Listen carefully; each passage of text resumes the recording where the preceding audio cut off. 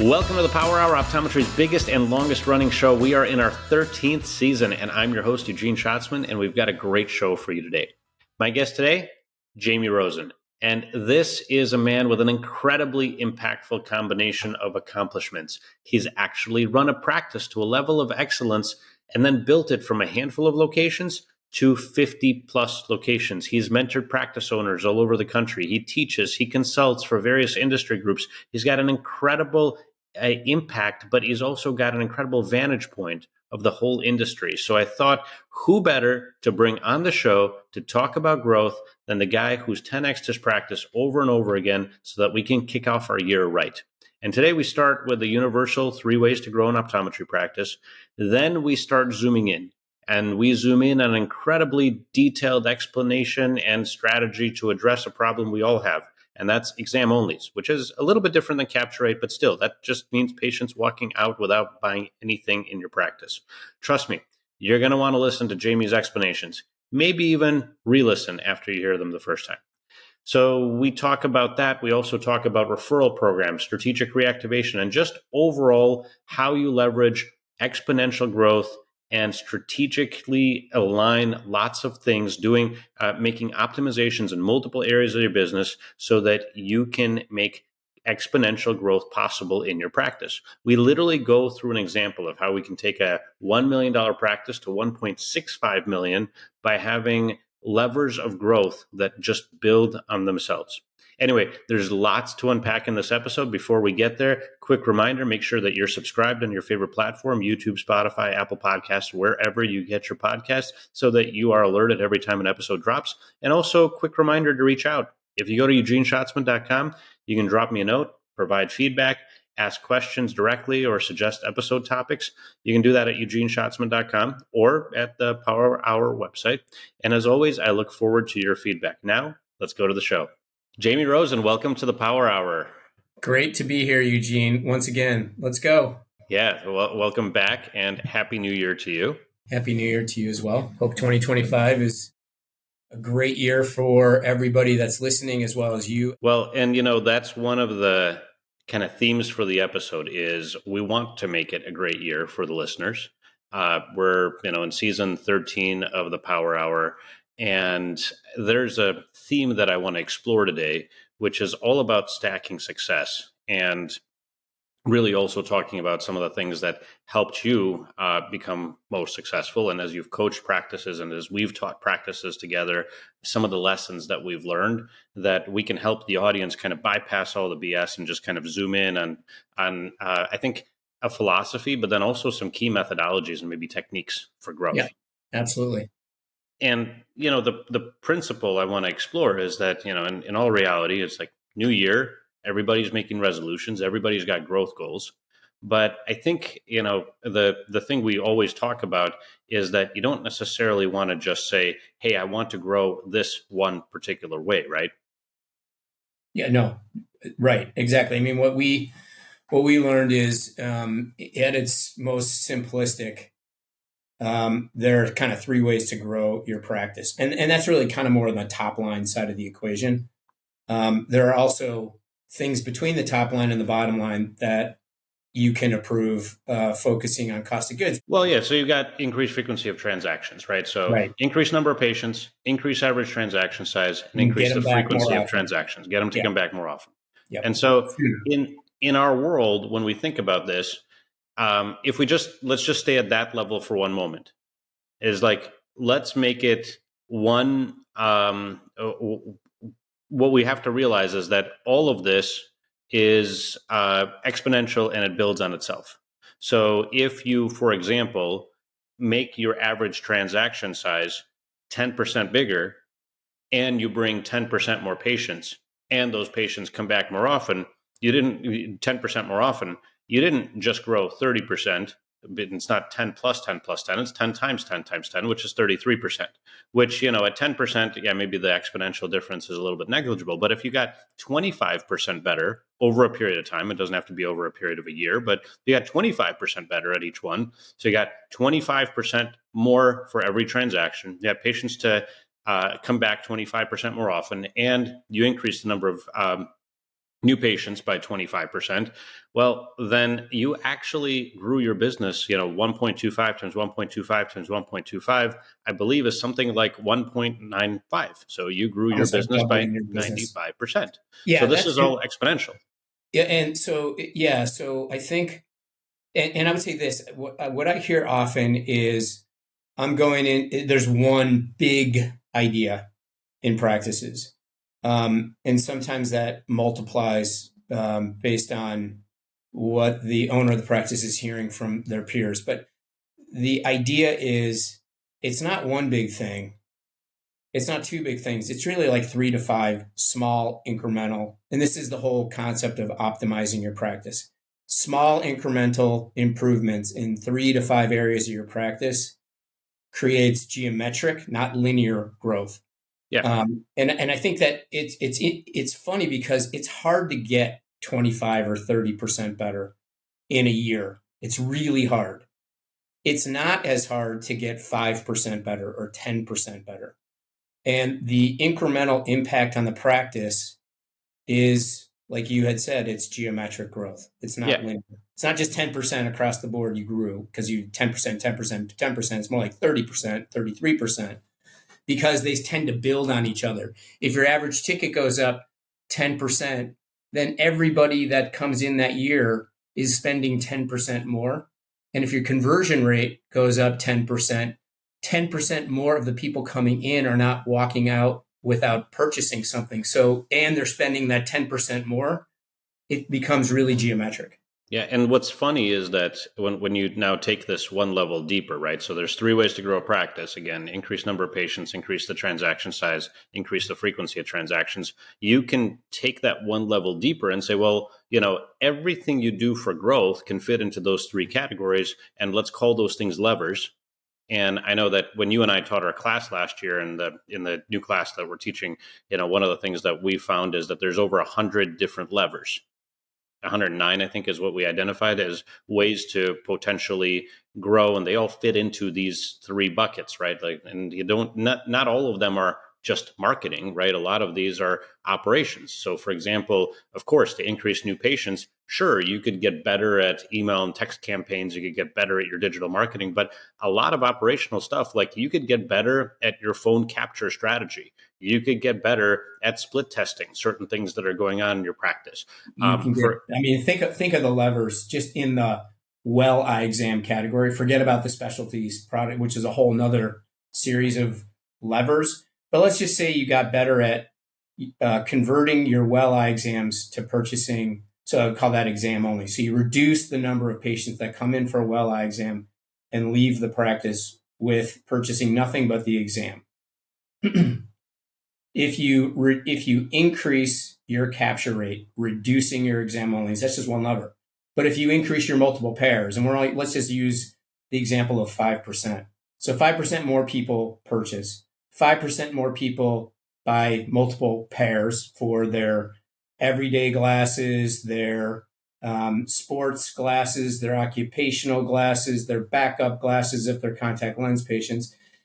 Like, if they just get better at that, then you get better at like 5% better at annual supplies, 5% better at transitions or photochromic, 5% better at polarized. What you start to see, and you can't focus on 10 different things, but 3 to 5 is what's manageable.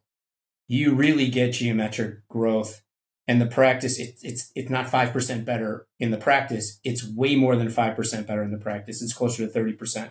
yeah, So that's the concept that I think is important because for years in the early going, I thought the way to expand was open new locations. I didn't realize that the actual footsteps that were coming into the office every single day, we were not maximizing. It's the easiest, it's the low hanging fruit, essentially. well, and I think this is a good time to just kind of tell your story of that particular story. Is that there was, and we're telling everybody, hey, focus on 3 to 5 different things every Yeah. single, because there are now tools and people and mentors and classes and coaches and trainers and all kinds of resources that practices can have to be able to really ultimately focus on 3 to 5 things every year. But I think you had a pretty compelling story when you guys focused on just one thing, right? Yeah. So when we first started down the path, our hallucination was that somewhere around an exam only rate of 20% was what we sort of thought was potential. We weren't 20%. We were more like 40%, 42%. And at the time we had 8 locations. And if memory serves, I think we did like 11,700 eye exams in, I think it was like somewhere around 2004, 2005, when we really started to decide we were going to focus on this optimization side of the equation. And How big was the business at that point, revenue so at wise? that point, it was like like an 7.8 million, $8 million practice. Okay. If memory serves, right around that point, right around that number. Okay. So This is many years ago. And so we focused on exam. Every office had at least exam only as their goal. Initially, it was kind of the only goal, but then we added some over the course of a 5-year period. Not a lot. And while we thought we were a 7.8 to $8 million practice, when we looked back 5 years after this journey, we actually did, it was close to 13 million, it was like 12.7 million, and on an additional 300 exams. So we went from 11,700 well eye exams to 12,000 well eye exams, and we grew from 8 million to 12.7, nearly 13 million.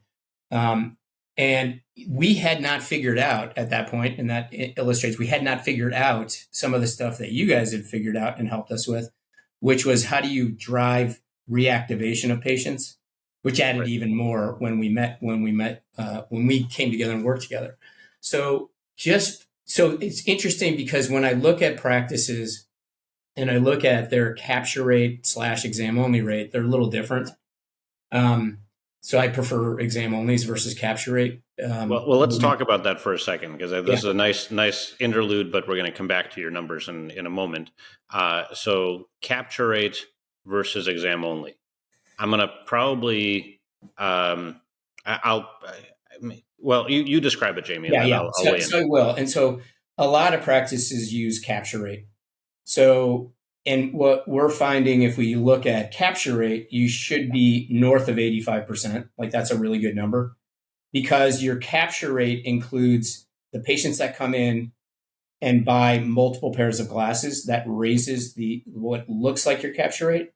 Exam only really measures, did the patient come in for a well eye exam and did they purchase the day of the examination? That's what we used for exam only. Multiple pairs add to it, but it's really because it could be one patient buying 2 pair of glasses. And most practices that I look at are somewhere between 8 and 12% multiple pairs. So if you look at your capture rate and you're using that as your metric, because there's a lot of practices that are probably listening that use capture rate as their metric, you should be, and they're very different between contact lens exams and glasses exams. Contact lens exams, when they get a routine eye exam with a contact lens fit, that number from an exam only should be around 10 to 12%. That would be good. Best in class would be 8%. So 8% of the patients that come in to get a contact lens fit have high purchase intent, and 92% of them purchase, and your exam only rate is 8%. But I'm just saying 10 to 12% is legit. And That 10, for for frames and example, lenses? no, for frames and lenses, it's more like 25% is really good. So if you have an exam only rate of 25%, you're doing really well. Right. Now, let me just, I'll reiterate this point of exam only versus capture rate. I think we had a student in one of our classes last year, and we introduced this concept, and it was interesting because it was actually exactly that. It was this particular guy kind of came back to us and said, you really opened my eyes to something, because I thought we were doing really, really well in terms of capture rate. And then I looked and I realized that because he had a really nice high fashion optical, there were people who were walking in outside RX was coming in. I He had remember him. people who would definitely buy multiple pair. And what he realized was, the easiest way to describe it, and I don't think this was his exact situation, but, if 10 people came in today and one person bought, and 2 people bought 4 pair of glasses, you had an exam only rate of 80%. 8 out of 10 people Capture. walked out without glasses. And at the same time, you also had a capture rate of 80% because 8 pairs of glasses were sold to 10 people.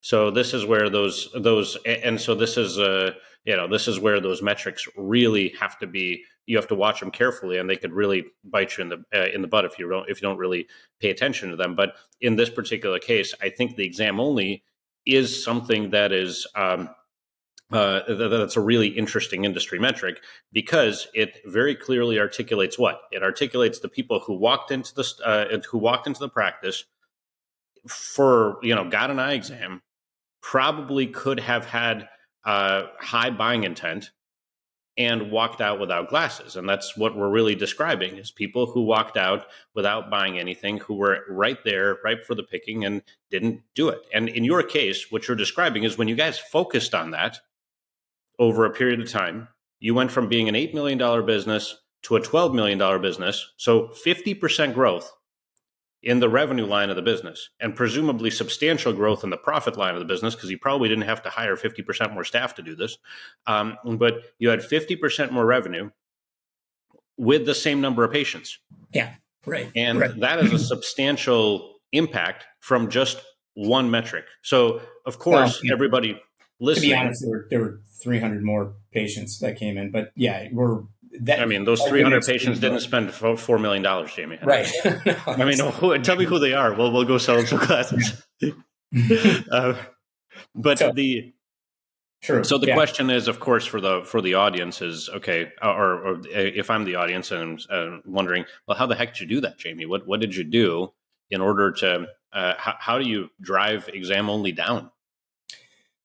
So what we kind of learned is this is all about behaviors, right? So that's the important component. It's really not the metric. So I made the mistake of thinking if I put the metric in front of my people, they would deliver the metric. That's not the case. It's behavior change, right? So there's a lot of nuance, but generally speaking, what it takes is you got to have the metric. You have to be looking at it every day. You have to make sure that your office manager and staff are aware of where they're at the end of the day. What do we do in sales? How many exams do we have? How many exam onlys did we have? And what was the reason for the exam only? Like that was really critical. So there's first awareness. So every exam only had had a reason written down next to it? Yeah, it would have like the patient's name and why they said they were leaving. So sometimes you got like I had to leave, so I had to pick up my kid. Sometimes it was a little bit more honest. But when you looked at this is another interesting thing. When we would meet every single week with every one of the 8 locations, and we still, we did this.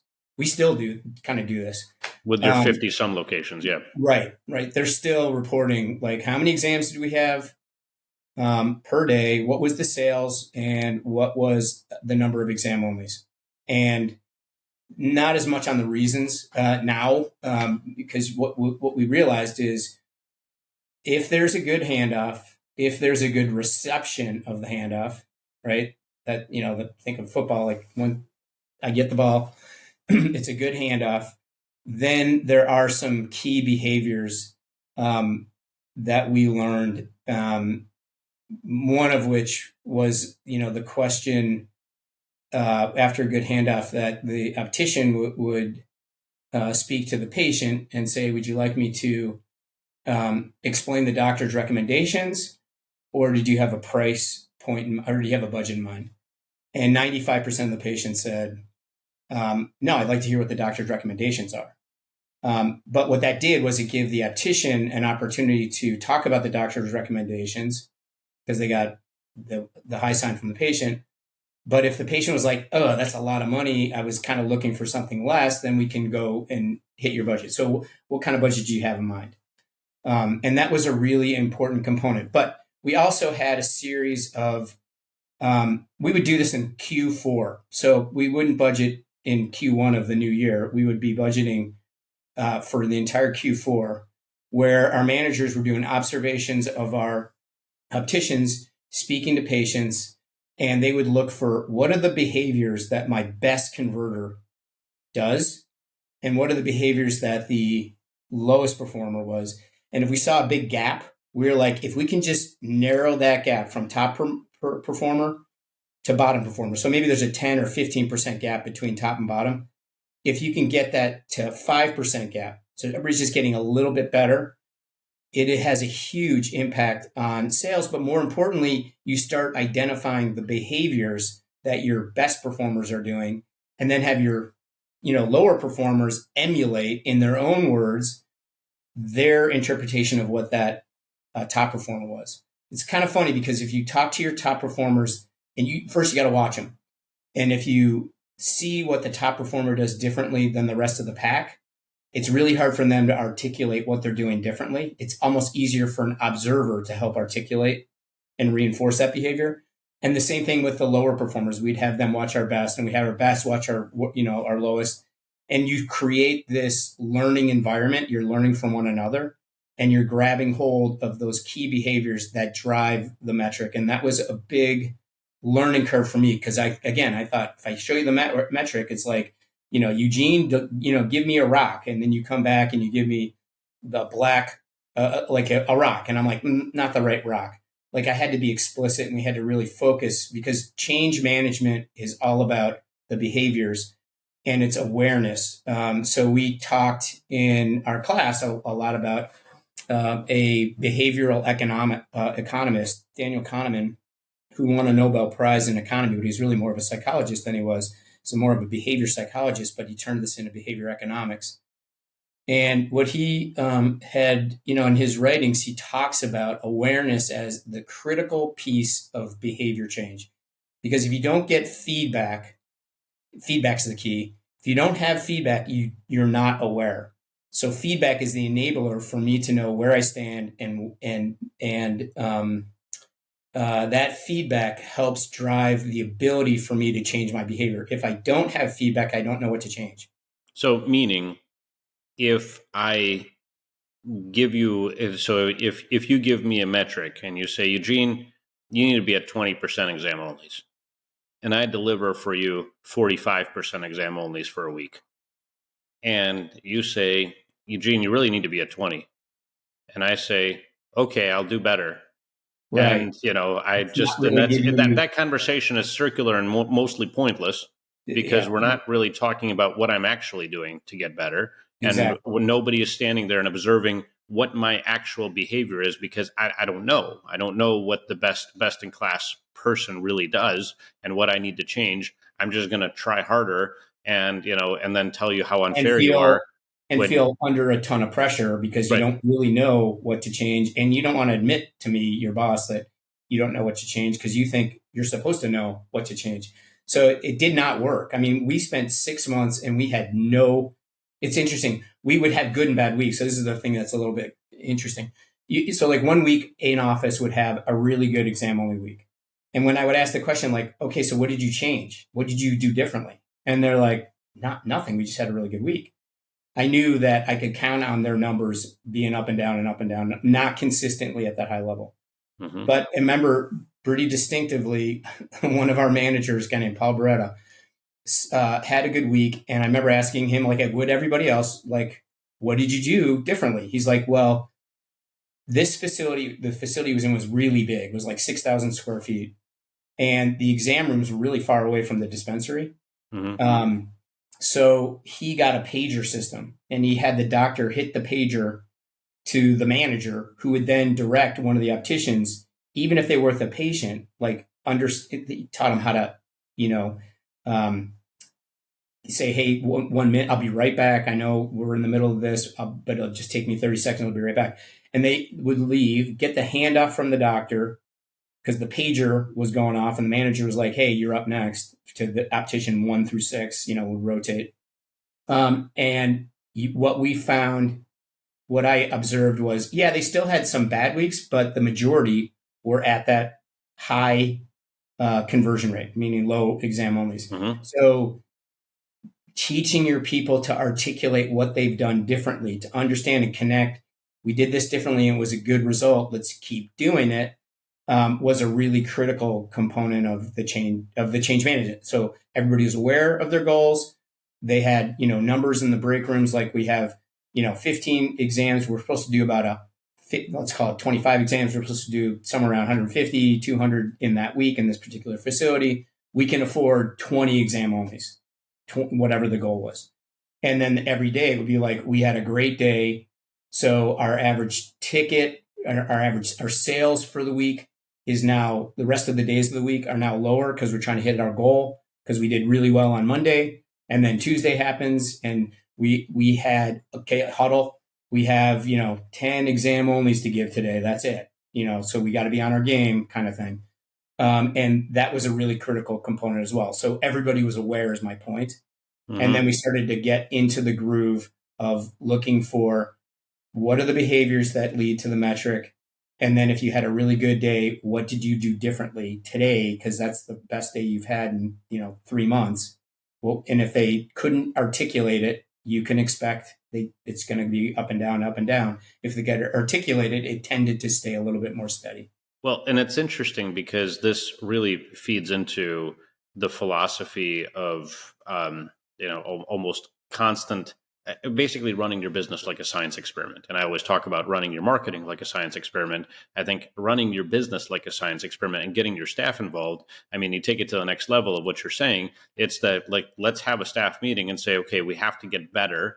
So in order for us to, because we're always kind of in the spirit of continuous improvement, we know our numbers, we know where we are today. What behavior can we try for a period of time, 1 week, 2 weeks, whatever, so that we can run an experiment, but we got to do it the same time, the same way every single time. So we're going to try it. Can't back off. What behavior are we going to try? I mean, the behavior, and I talked to a client a while ago, and he said, when we started using the velvet trays to deliver the frames, that was a big change for us. And so, like, okay, well, let's try whatever the velvet trays. Yeah, but like a jeweler. Yeah. But the reason it worked for that particular client was because it actually shifted the mindset of the staff. They went from transactionalists to advisors to fashionistas, right, into the to high end advisors, and that was kind of the mindset for that particular staff where it worked. But it was like, okay, well, what did we try? How did it impact us? And then let's look at the numbers. Maybe it didn't have an impact. Maybe it had a negative impact. Okay, well, let's just scrap that behavior. But if you just keep constantly running experiments to find wins and involve your staff in finding those experiments, that's where the magic happens, right? It's like, then you've got an organization where the continuous improvement doesn't just happen from the top. You, the doctor, you, the practice manager, have to come up with every single idea, but your staff can be coming up with those ideas. And as long as you give them a controlled sandbox to play in, that, it can really lead to a place where they are now bought in to, how does my behavior impact the metric? Yeah, for sure. And I'd also say, like, this whole conversation that we're having is really, I think the idea is, so we spent 6 months talking about the metric, not maybe a year talking about the metric, not the behavior. So it took us a long time to figure that out. And then how do you actually build observation forms that, take the patient journey so that somebody can be observing? Like, that took years for us to do. And probably why it took us 5 years to go from a to what we really were, $12.7 million business at that time with the 8-ish locations. But we didn't know it. We didn't know it. So the idea is, how do you short track that? Which is really, the elements are goal setting, observations of behaviors, awareness. Like, they have to be aware of where they're at during the day. Like, how many we call the managers at the locations and be like, how many exam onlys have you had today? So, and what was interesting is, then we applied it to multiple pairs. Then we applied it to premium progressives. Then we applied it to AR. And then I want to backtrack just rewind a little bit. The model that we sort of had was, so we had MDs and ODs in our practice at this time. And so the model was, because if you look at your chief complaint from patients when they come in and sit down with the doctor or the tech who's ever doing the history, what you'll find is the number one chief complaint is, I'm not seeing as well as I used to. So in our mind, it was like, okay, so your chief complaint is I'm not seeing as, you're in for a well eye exam, you're not seeing as well as you used to. That to us meant high purchase intent. Like, I think I'm coming in here to get a new prescription, essentially. Right. But the funnel was really the well eye exam. Did we convert you to new product because you had to change your prescription? Did we? And the other chief complaints are: I broke my glasses, I ran out of contacts. My wife said I look like you're wearing the same style frame for 25 years. It's time to change it up. Mm-hmm. There was usually high purchase intent, or the patient wanted to get out of glasses and into or contacts and LASIK, or the patient actually legitimately has a disease state that needs to be treated. So if you're coming in with chief complaint, I'm not seeing well, one of those 3 or 4 outcomes, which is conversion to our MDs, conversion to LASIK, conversion to glasses or contact lenses, is usually the result. So that's kind of the way that we looked at the funnel. At least that was the way that we looked at it back then, for sure. Does that make sense? And I think it's important to recognize that when someone comes in with that chief complaint, I think it's not you're not really serving the patient that well if you're letting them walk out the door and go shopping for glasses somewhere else. Even if they think that, somehow that's beneficial to them, they're already there. You have a great selection. You presumably have the best product that fits their needs. They're going to be wearing this product on their face, and they're going to be walking out the door and going somewhere that's inferior. I mean, it's really not in the best interest of the patient for you to really let them walk out the door. Yeah, I agree with you, but and it's usually not like what I find in most practices is the discipline on the handoff from the doctor perspective, and then how that handoff is received is where the action is. And some of the questions that the patient asks, some of the questions that our staff would ask the patient are really, like I said, it's all behavior driven. But you're right. I mean, it's very true. I don't know the answer to the question. I saw once back in like 2004 or 5. The Vision Council put out some data, and I remember they had this one metric where they essentially asked, of the survey people that they had filling out this pretty robust survey, how many of you had an exam in the last year? And then the next question to those that had an exam was, did you think you were going to be buying new glasses or contacts? And like 95% of the people on that survey, I tried to dig it up on my computer. I couldn't find it, but about 95% said they intended to purchase. And then when they asked, did you actually purchase, that number went to 55%. So in some ways, we're actually talking people out of what they think they're going to do when they come into the practice, which I thought was really interesting. Yeah, creating obstacles where they don't need to be. And oftentimes those obstacles are with poor handoff, poor process, poor sales consultation. Or no sales consultation, right? Nobody there for the handoff. So I'm left looking at a wall of frames by myself. Yeah. And I end up, so I think if for those listening, just take 15 minutes a day to watch the interaction, I think you'll probably find there's opportunity. At least we did.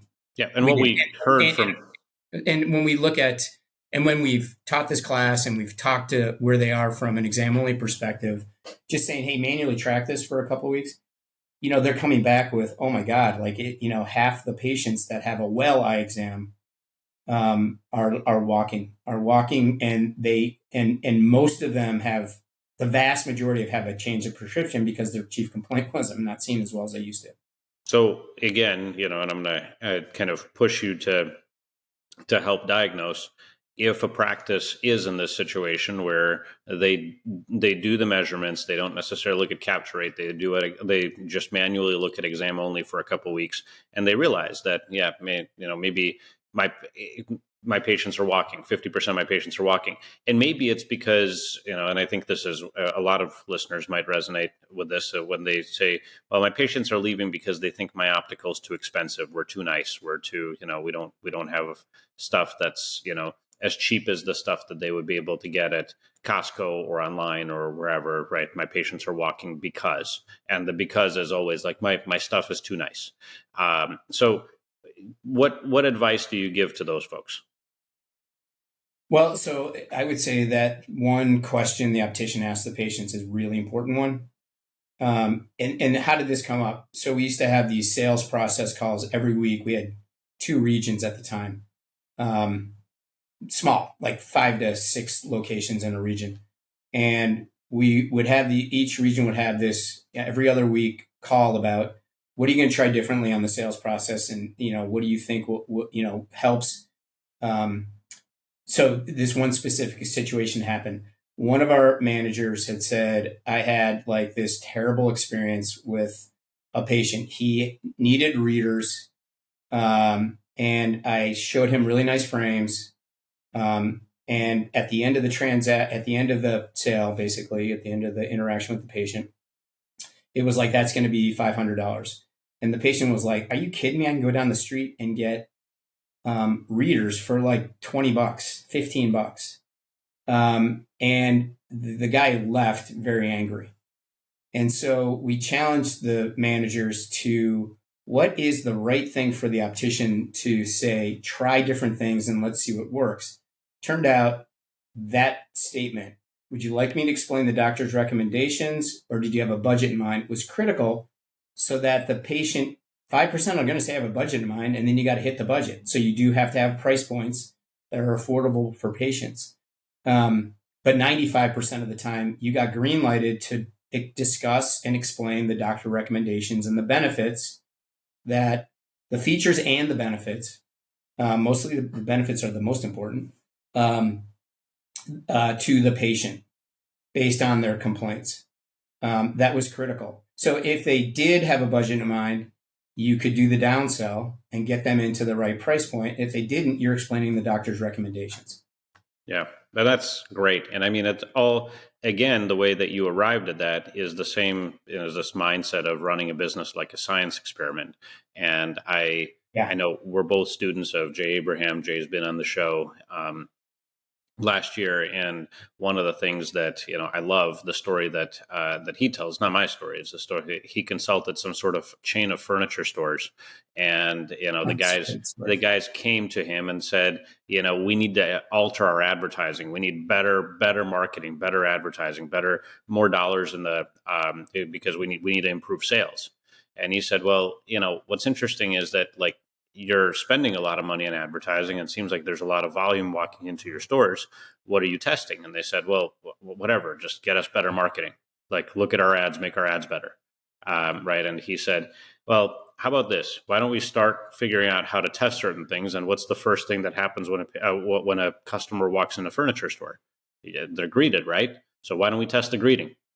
And so they tested like 20 something different greetings with all of these salespeople, and they tracked it, and they tracked the amount of stuff that people bought as a result. And one greeting outperformed all of the other ones, and it was not one that I would sit here and guess. And I think if anybody sat there and they would try to guess at what was that particular greeting when you walk into a furniture store, that gets the person to not say, "Oh yeah, I'm just looking," just looking around, leave me alone, salesperson. Right? That the salesperson approaches you and says what, which then leads to a higher number of dollars spent by that person or by the average customer. And that particular greeting at that particular time for that particular furniture brand was, and which ad brought you in the store today? And it had to Yeah. start with an and. It wasn't just, hi, my name is Bob. Which ad brought Can you? I help No, you? it was like, Yeah. and which ad brought you in the store today? Uh, and apparently that was the exact language that was used. And then when they got that, then they all started using that, and then they tested something else. Right? It's like run it like a science experiment. But they found that if you're constantly challenging your team to try to run little tests, you got to just make sure that they stay consistent with them, though. But for a period of time, we run a test, and then we review the outcome. That leads to really big results. Yeah, I totally agree. And that was interesting because it was a furniture manufacturer, big company, a big single door furniture company that ran a bunch of promotions, right? That was what they did in their marketing. They ran promotions. So the question of what promotion did you come in for allowed the salesperson to be like, oh, and so are you looking, and then they could add on, like I came in for the bed set, but then they could add on the nightstands because they knew what they came in, as opposed to this massive warehouse of furniture saying, can I help you? Well, and I believe that one of the reasons why that worked was because it actually established an advisory relationship right away for the salesperson, right? Because what are you afraid of when you walk in the store? I think the brilliance with that statement, and we're talking about furniture, but it applies. The brilliance in that statement is that if I ask you, and what ad brought you in the store today, and you say, oh, it was the bed set for $4.99, and you say, oh, the black one or the white one, and you say, well, the black one. And it's like, oh, the wood one, yeah, okay, let me show you where that is. I can help you. Let me just show you where that is so you can see if you like it. And that way, you're like, at that point, I'm not the sleazy sales guy trying to be like, well, what can I help you with? Because at that point, I don't want to tell you what you can help me with. I've now added value. I've showed you something, and then there's maybe some reciprocity associated with it. It's just a theory. I'm not sure that theory necessarily is gospel there, but I do know that in optical sales, when we have a much more advisory relationship than a transactional relationship, that always leads to more sales. When you believe that the person who's helping you is preeminently interested in the best possible outcome for you, the patient, then you trust that person, you take their recommendations, and you're not afraid to spend the money because you think the person will take care of you if you don't like something that happened. Yeah, and I would say the other thing is, this isn't like you introduce this concept and then you're done and you hit success. You have to work it. So it has to be constantly worked. And you have to build an environment of you're getting ideas from your people, which means you got to take the time to talk to your people, and you have to recognize positive performance or approximation of the total goal performance, just little steps towards getting better. And that really comes back to full circle to, it's just optimizing. It's slowly getting incrementally better as an organization. Okay, so we're going to take a quick break. When we return from the break, we're going to talk about how it is that you can change 3 things in a practice and grow 65%. Be right back.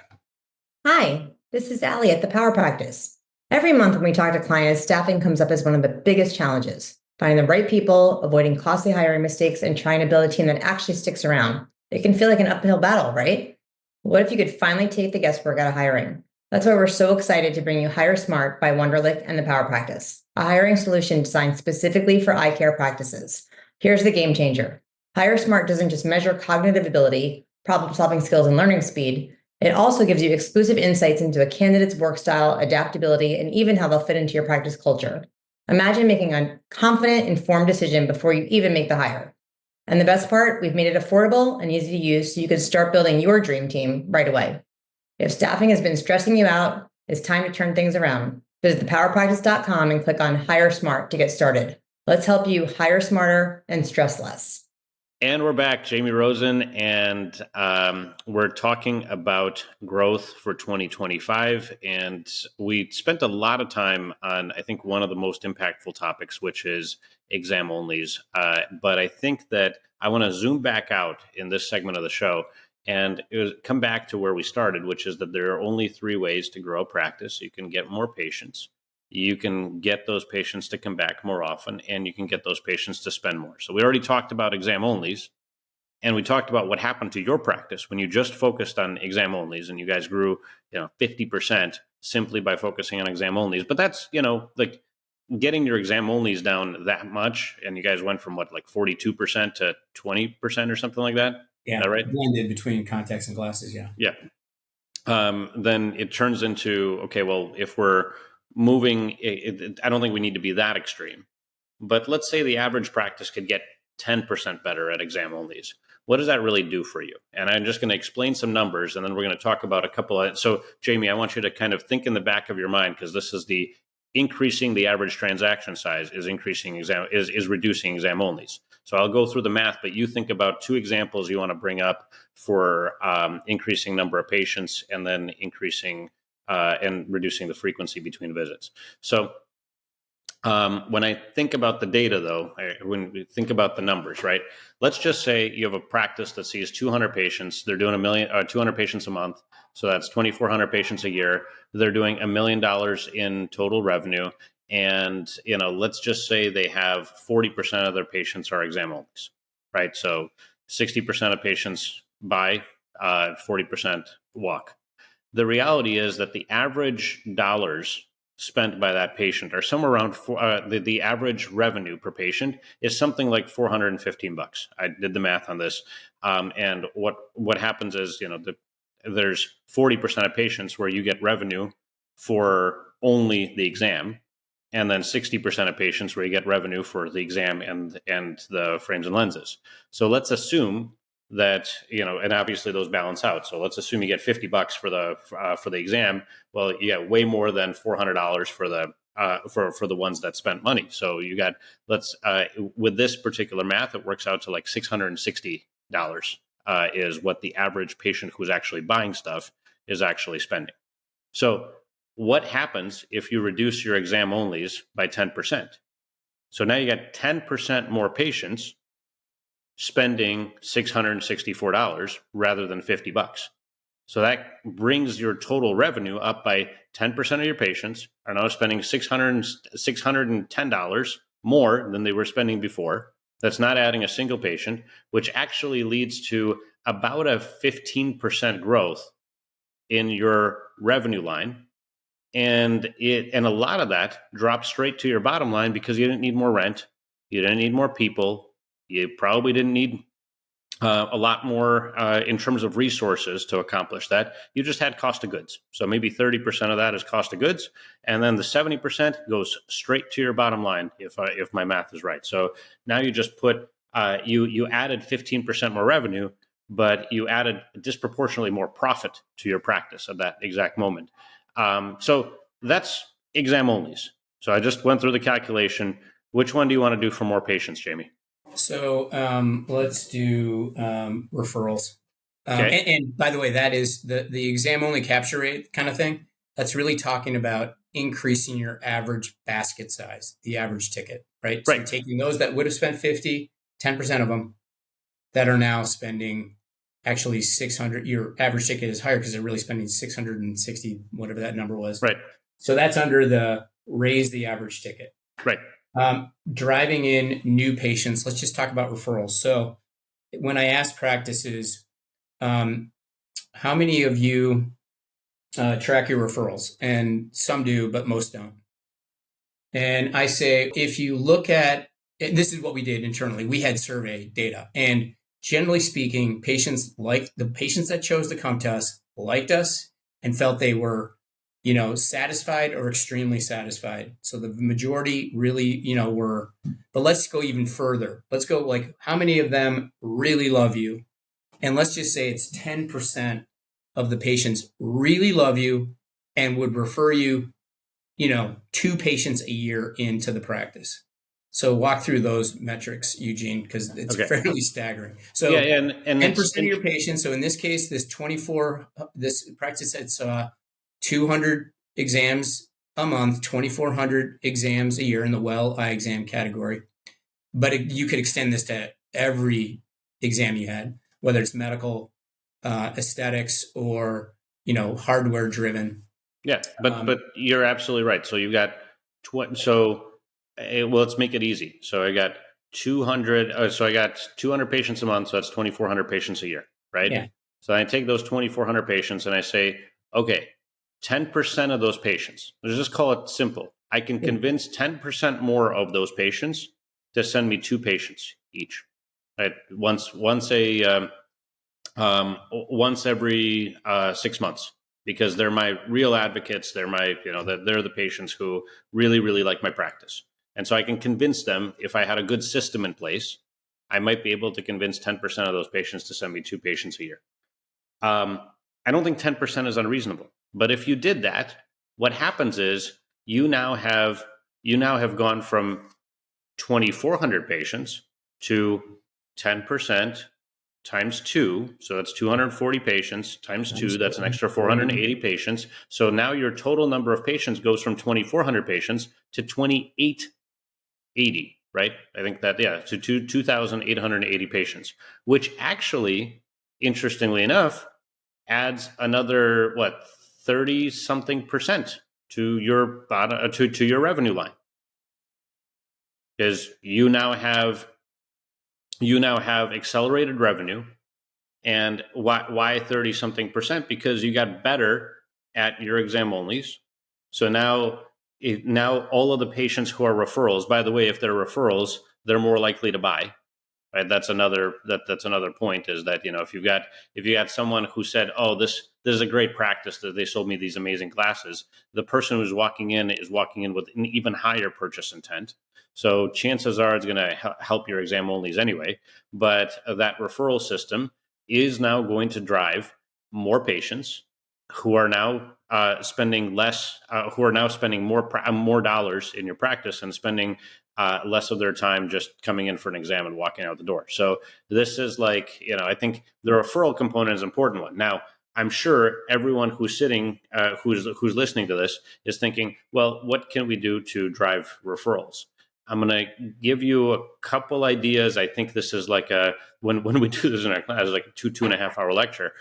So I'll just give you a couple key ideas. Maybe Jamie, you can chime in, or if you want to kick it off, and I can throw in a couple ideas. Yeah, I think the first thing people's minds go through is, how am I going to ask for a referral? So the most linear and easy one to connect is when the doctor is talking to the patient about the outcome of the exam. The doctor can say, hey, if you have other people that suffer from the same thing that I'm happy to take care of them. Or the optician, when they deliver the glasses, says, those look really great on you. If you have other friends that are looking for the same styling, pick a niche. Same styling, same price, same quality, same quantity. You can ask them for a referral, as long as they're in a referral state of mind, meaning they're really happy. Yeah. But you talk about segmenting, and I think you go through that, because it starts opening up the ideas of, it's not hard for me it's easier for me to segment based on my practice, to ask for the referral. So because you listed a bunch. Yeah. Well, and the reality is that there are lots of times when somebody's in a referral state of mind. One of the easiest ones we teach is when somebody's scheduling an exam, and who else do you know, or who else in your household needs an eye exam, right? Like it's that simple. But it's, when they're picking up their glasses, when they're talking about their lifestyle. You guys are, if you're doing myopia management, your child plays sports. Well, who else on that sports team needs to help their kid with the same exact problem, right? Like it's kind of a natural conversation when you're checking out, when you're delivering good news at the end of a successful, if you're doing, again, specialty treatment at the end of a successful outcome. When somebody's just really happy with your practice, that's a really good time to ask. But it really does start with this concept. And you said referral state of mind, it's the mindset. I mean, there's ways to do influencers. There's ways to do events. I think we have like 30 different types of events that you can do to drive referrals. We make somebody feel super VIP special. Nothing does that more than says, Jamie, I know you're a big fan of the outdoors, and we have like an outdoors, we've got a special frame vendor coming, and a special lens vendor coming specifically for people who enjoy the outdoors. It's going to be on a Tuesday afternoon. And I want to welcome you, and I'm going to give you 2 guest passes, and everybody who shows up is going to get some food, is going to get some whatever, and is also going to get, a special exposure to something that we don't normally put on our shelves. And so if you got outdoors people that, I'm just picking outdoors because I know you're an outdoorsy guy, but you could do this with, vision and wine nights. You can do this, some sort of glasses and glamour red carpet event. You could do like a family fun day for if you want to get more kids. You could do like color matching thing when if you're trying to attract fashion, it could have some sort of dry eye awareness event. I mean, eye spy events, like just like that. The opportunities are very, very, very vast. So, and I'll go a little different direction, Eugene. We partnered with, so this is getting referrals from a very different source. So I just want to throw it in so your mind starts thinking about this avenue as well. So as a nonprofit, and one thing about nonprofits is they're always looking for money, basically donations. And we partnered with a group in Chicago. It's like the oldest nonprofit. It was actually started by some wealthy people that lived in Chicago during the Chicago fire, which was in the late 1800s, when the entire city burned down. And we talked to, they had a certain education program that they were trying to raise money for. And we said, hey, how about this? We will, on our recall, we'll recall our patients for these 3 months, and we'll tell them that part of our, giving back to the community is we've partnered with this particular nonprofit, and that 10% of the proceeds will go back into this particular nonprofit. They then were able to use their donor list to say Rosin Eye Care, who's conveniently located all over the place in Chicago, has partnered with us, and 10% of the proceeds, if you choose to go in and buy glasses, get an exam, etc., are going back to this nonprofit. So it's not always just the patients, but there are other people that you could consider stakeholders in the community that you can partner with and cross market with one another. Yeah, and I think you hit on one of my favorite levers. Remember, we're talking about levers in each category of more patients or patients coming back more often or patients spending more money. In each one of those levers, you're hitting on one of those levers, which is the cause-based marketing or community referral programs. And I think that's another fascinating way to just drive more patients. But I want to, before we run out of time, I want to hit the last piece, which is let's think about getting patients to come back more often, and maybe some of the I don't know, so let's pick something kind of middle road of the obvious, non-obvious. Yeah, well, so I think we did this together. Honestly, we used to have a reactivation, recall procedure that we would hit you up every 6 months out to 48 months. So every 6 months, if you're 6 months, past your annual eye exam, we'd hit you up twice a year, out to 4 years.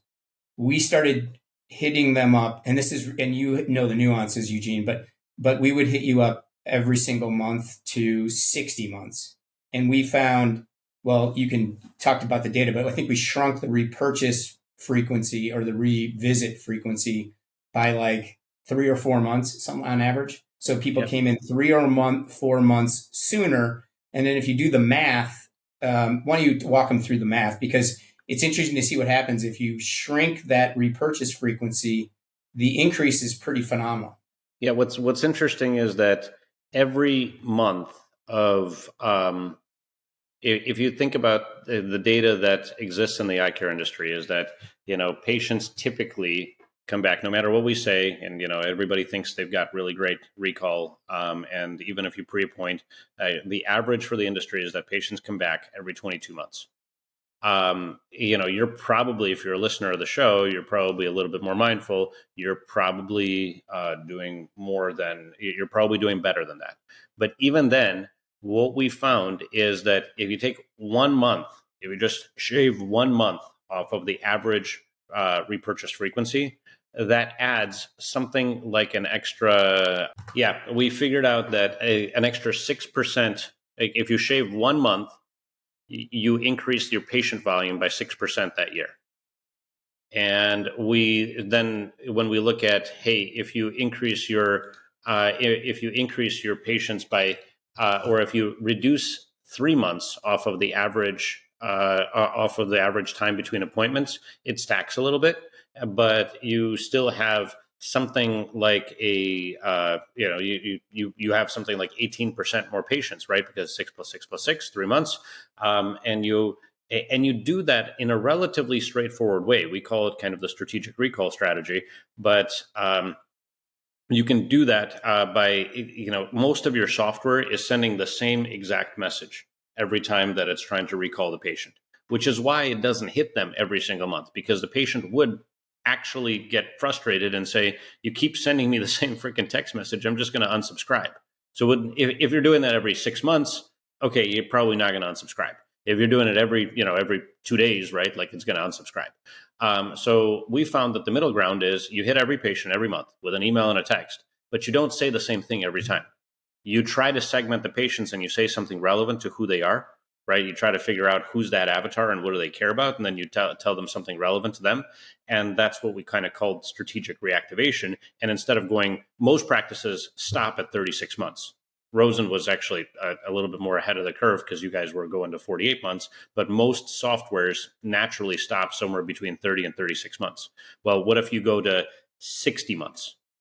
Well, what we found is that the unsubscribe rate didn't go up when we went up to 60 months. You actually, because you fed people relevant messaging and it didn't seem like the same stuff every single month, people reacted. And you could get a whole bunch of people. We actually, I think over a period of running this for about a year, we got 20-something% of the patients who we reached out to that were not, who had missed their 12-month appointment and who had been in that 13 to 60, almost 5 years out category. 20% of those patients came back for an appointment. Yeah. So, and it was even if, and we looked at the conversion rate, like how many came in month 60 in that latter half. And it was still a response rate of like in direct response marketing, right? Which is what recall kind of is. If you're 2%, like that's money, like you are doing really well. At 60 months, it was something like 7% response rate. 7% of them coming back. No, exactly. It was pretty significant. So I'm going to summarize 3 ways to grow a business. And when we looked in this particular example, we said, okay, we're going to reduce our exam onlys by 10%. Well, that added 15% to the practice.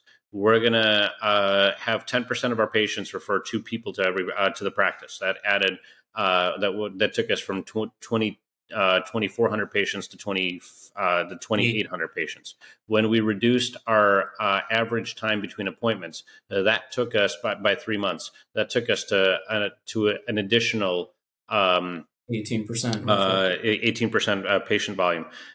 So all those things stack on each other.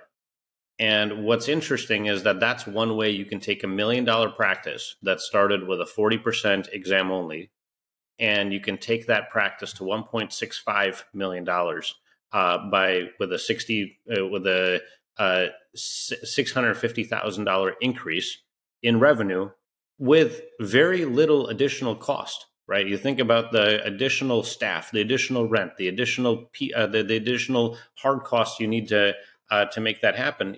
Yes, of course, you got cost of goods, but a lot of that drops straight down to the bottom line. So the point here is that, there is an exponential way to grow your practice.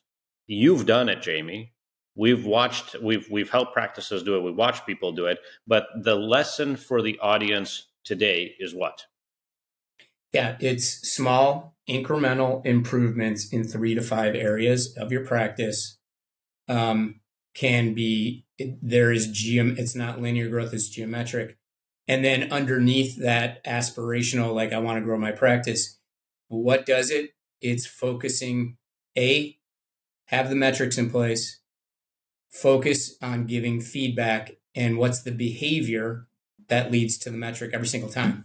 And to your point, Eugene, in terms of the split testing, you got to measure the results. You got to measure if you're split testing, you got to measure, but it's important to be a little bit of a scientist in your practice.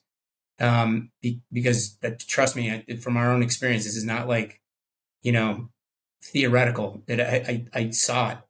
And Eugene and I are trying to help you shorten the learning curve with some pearls that took us 5 years, more than 5 years to learn, so that you get there quicker. But that's the takeaway for me: is not one big thing, not 2 big things, 3 to 5 small things that drive growth in your practice. 3 to 5 small things measured well, running experiments, focusing on the behavior behind the metric, and that's how you can have a great 2025. Thanks for listening, everybody. Jamie, thanks so much for joining me on the Power I Hour hope today. the listeners have a great 2025 and have the ability to apply some of this stuff that we talked about. Thanks, Eugene, for having me.